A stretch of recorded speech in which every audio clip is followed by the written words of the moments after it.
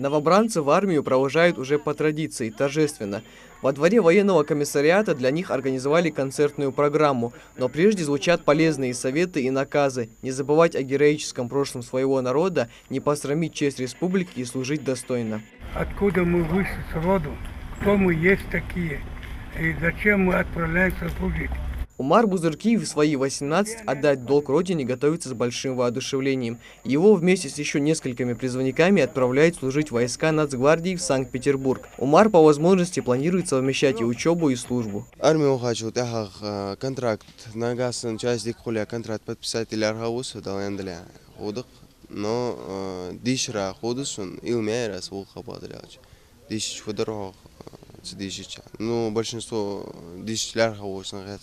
А вот Рамзан Лянов в ближайший год проведет в железнодорожных войсках и с радостью едет в Екатеринбург, где и будет нести службу. Он, к слову, давно планировал попасть в ряды вооруженных сил страны.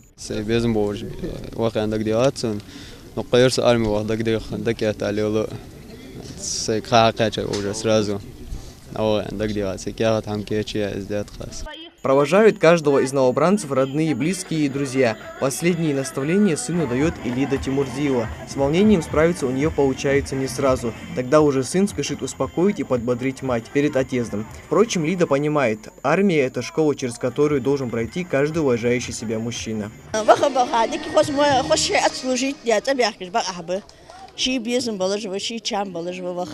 За новобранцами приехал майор Александр Балуцок. 6 из них предстоит ровно год учиться военному делу в Сызрани, в железнодорожных войсках, отдавая свой долг родине, как того требует честь и достоинство. Данный призыв будет проходить службу у меня в батальоне, учебная рота в понтонно-мостовом батальоне. Все 6 человек будут находиться у нас.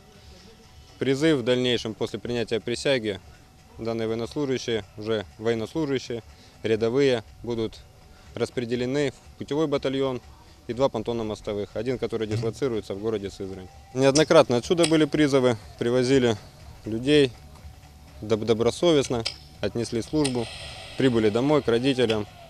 С военкоматом поддерживаем связь, созваниваемся периодически. На дорожку присесть никто не спешит, зато эту примету здесь с большим воодушевлением заменяют на лезгинку. Новобранцы выходят в круг под дружные аплодисменты друзей.